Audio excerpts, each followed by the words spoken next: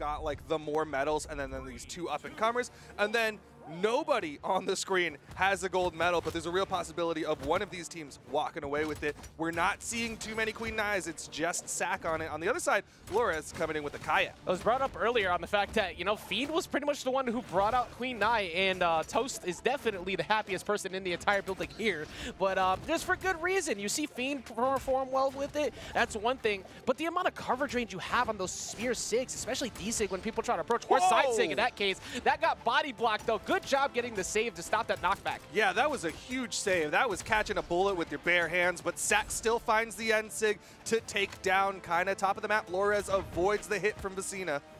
Was on sweat beads a little while ago, trying to get back down to the ground. Of course, that's going to be a very easy lineup for a ground pound because you had to go low, and SAC already utilizing these Katars very well. That's going to be a free punish there for Flores.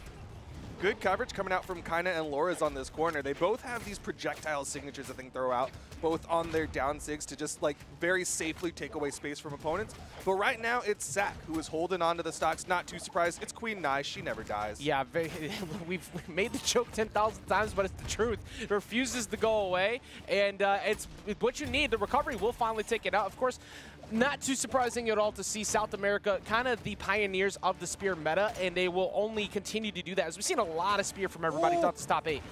And VecinaA still gets back thanks to the help of that gravity cancel neutral sig. Actually, a lot of verticality on it, so SAC had time to get underneath and hit him with that recovery. But like you were saying, like South America definitely loves their spears. I think every single set on the South American block has had a spear because there's just been so many people who love to pick up this weapon. Yeah, and there's another side. Whoa, wait a minute. Let me take my focus away from that. Right now, we got to double up on the side. Yeah, what do you do? What do you do to get around that? There's so much coverage. Somehow not losing their stock in the midst of that, but Flores is suffering a lot in damage. Yeah, speaking of projectile coverage, VecinaA and SAC have it in spades as well. One thing that works really well for this red team, high strength. Both of them hit incredibly hard. Yeah, and I did like that attempt before Flores fell there, trying to go for that exhausted recovery with that bow recovery, but it did not find its mark. And SAC still, again, refusing to go down, getting a lot of damage. Does get reversal, trying to go for the recovery read with the Katars, but got punished. Yo, but VecinaA swinging away. Kyna's trying to get this juggle, but VecinaA's able to trade out so efficiently, again, because of that high strength that Amethyst brings to the table. Side air won't be enough to go ahead and get rid of Kyna, but Kyna, of course, very difficult to knock out. That D-Light side air still won't be enough yet either.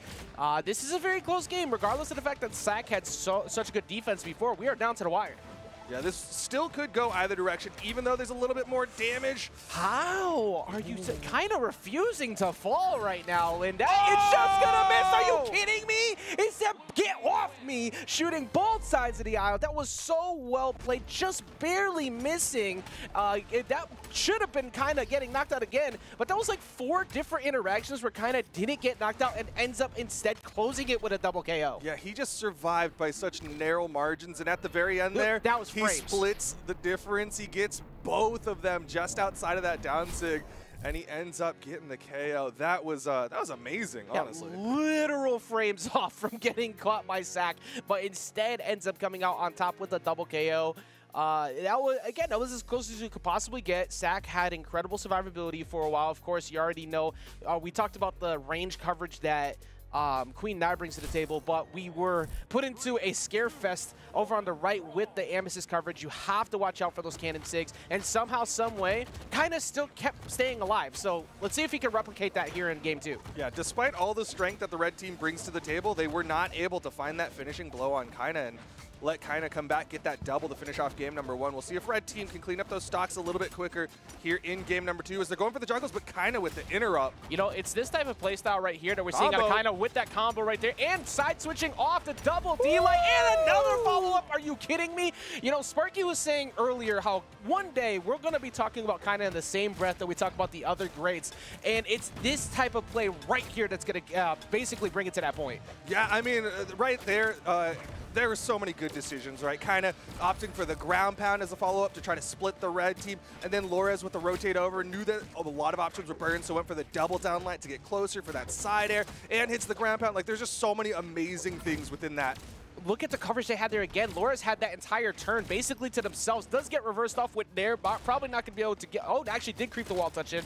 Laura's is another one. Oh, you got to be kidding me. Lined it up, and in the animation already like that. Don't tell me. This is yet another time where we're close to what... It probably won't be a whole 6-stock.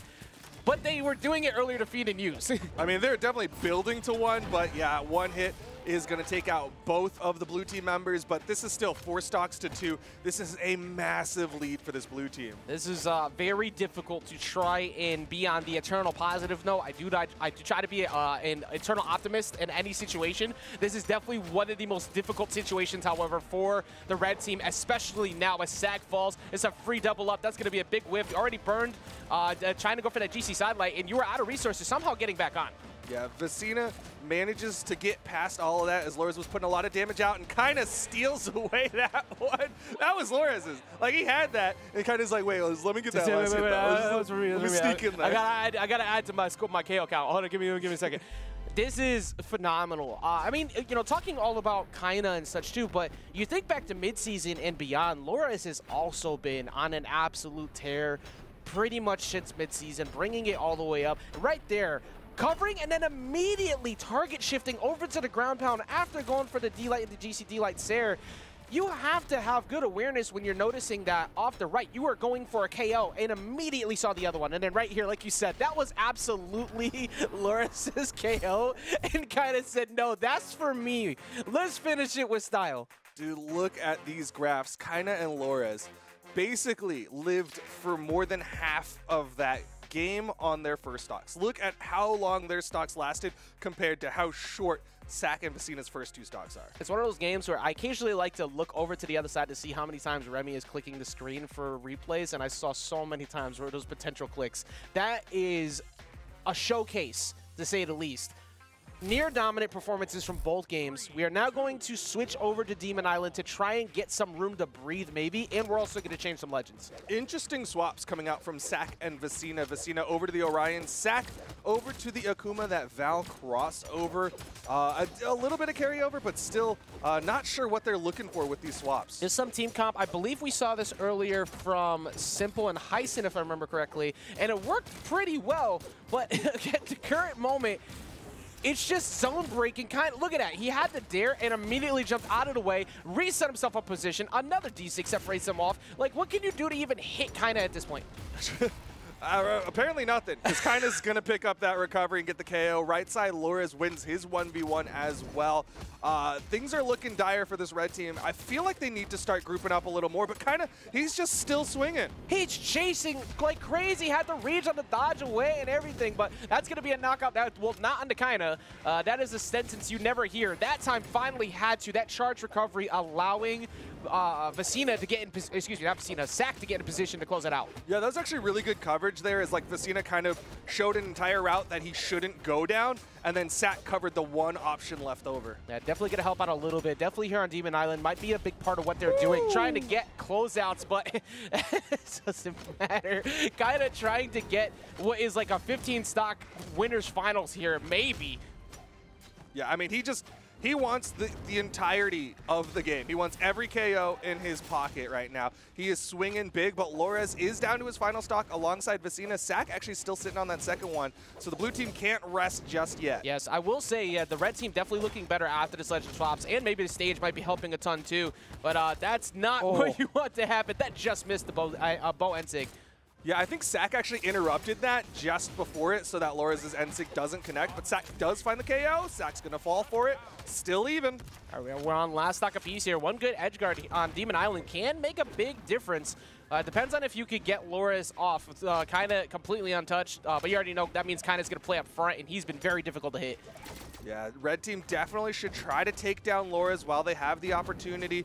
VecinaA not able to hit the down air. SAC, you can see him actually chasing towards Loras. SAC is just going for wake-ups. He wants Loras out of this game. That was a good spot dodge read on VecinaA to get some extra damage in on Kyna. However, weird spot to be in at the moment, especially when you have Kyna near you. Team combo lineups, and he's already deep into red, so you can't afford to take too many hits. Some great target swaps came out of Kyna to lead to that KO onto VecinaA. It's all left to SAC to see if he can keep the team alive alive in this winner's bracket.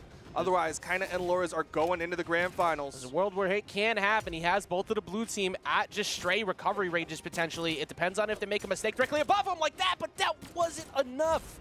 Ceiling's just a little too high, and the weapon toss hits just right.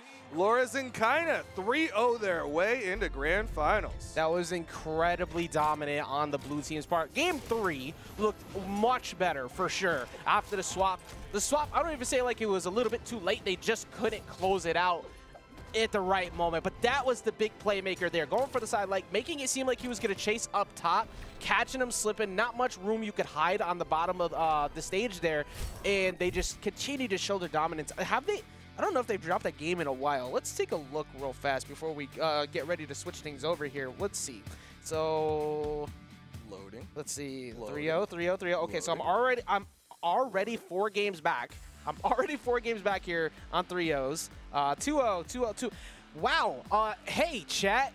Get this. They haven't dropped a single game today. Not one. That's hard to do in 2s, considering the fact that you have to rely on both people performing well. But they haven't dropped a single game this entire tournament. Yeah, they are playing incredibly well. And it's not just like the Kyna show. Loras definitely holding his own as well.